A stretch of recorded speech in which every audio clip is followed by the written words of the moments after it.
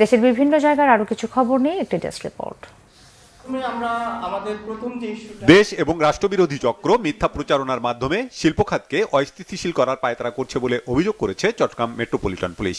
ইপিজেটে শিশুকে অপহরণ করে হত্যা করা হয়েছে এমন গুজবের পরিপ্রেক্ষিতে সংবাদ সম্মেলনে এ অভিযোগ করেন নগর পুলিশের উপকমিশনার রইসুদ্দিন। খাগড়াছড়ি সেনা রিজিয়ন ও ছাত্র পরিষদের 1 টাকার বাজারে 6 শতাধিক পরিবার পেয়েছে নিত্যপণ্য। Khagrachari cantonment public school and college মাঠে এই ব্যতিক্রমী বাজারের উদ্বোধন করেন region commander brigadier general Sharif Mohammad Aman Hasan. মাত্র 1 টাকায় পণ্য কিনতে পেরে খুশি হতদরিদ্র পরিবারগুলো। সিলেটের কামাল বাজারের হাজী রাশিদ আলী উচ্চ বিদ্যালয়ের 50 বছর পূর্তি অনুষ্ঠান হয়েছে। উদ্বোধন করেন বিদ্যালয়ের প্রতিষ্ঠাতা ডক্টর সৈয়দ রাগিব আলী। সুবর্ণ জয়ন্তী অনুষ্ঠানে বর্তমান ও প্রাক্তন শিক্ষার্থীদের মিলন মেলায় আনন্দঘন পরিবেশের সৃষ্টি হয়। ছাত্র জনতার অভ্যুত্থানে শহীদ বগুড়ার সোনাতলার কলেজ ছাত্র আব্দুল আহাদ সৈকতের পরিবারের হাতে তারেক রহমানের পক্ষে 1 লাখ টাকার অনুদান দেওয়া হয়েছে। পরিবারের সদস্যদের সমবেদনা জানান সাবেক সংসদ সদস্য কাজী রফিকুল ইসলাম।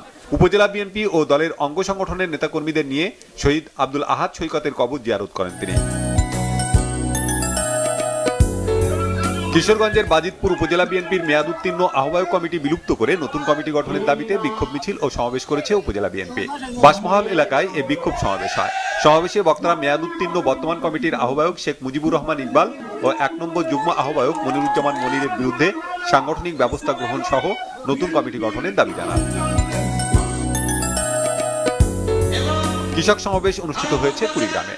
জেলা কৃষক দলের উদ্যোগে সদর উপজেলার ঘোগাদহ ইউনিয়ন পরিষদ চত্বরে এতে বক্তব্য রাখেন জেলা বিএনপির আহ্বায়ক মোস্তাফিজুর রহমান, সদস্য সচিব সোহেল হোসনাইন কাইকোবাদ, সিনিয়র যুগ্ম আহ্বায়ক অধ্যাপক শফিকুল ইসলাম বেবু, জেলা কৃষক দলের আহ্বায়ক রিপন রহমান সহ অন্যরা। নরসিংদীর শিবপুর দড়িপুরা প্রবাসী যুব উন্নয়ন শক্তি ফাউন্ডেশনের উদ্যোগে ক্যান্সার রোগীদের মাঝে আর্থিক অনুদান বিতরণ ও আলোচনা সভা হয়েছে। সংগঠনের কার্যালয়ের সামনে অনুষ্ঠানে উপস্থিত ছিলেন উপজেলা কৃষক দলের সাবেক সভাপতি মমতাজ উদ্দিন চানমিয়া মাস্টার, দড়িপুরা আদর্শ উচ্চ বিদ্যালয়ের সহকারী শিক্ষক সিরাজুল ইসলাম মুকুল সহ অন্যরা। শর্টপিচ ক্রিকেট টুর্নামেন্টের উদ্বোধন অনুষ্ঠিত হয়েছে সাভারে।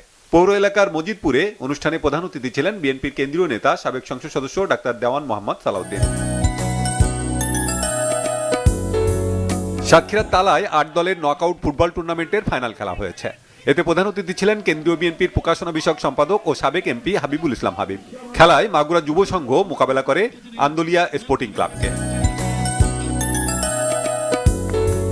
টাঙ্গাইলের ঘাটাইল ক্যান্টনমেন্টে ওয়ালটন উইন্টার কাপ গল্ফ টুর্নামেন্টের সমাপনী অনুষ্ঠান হয়েছে।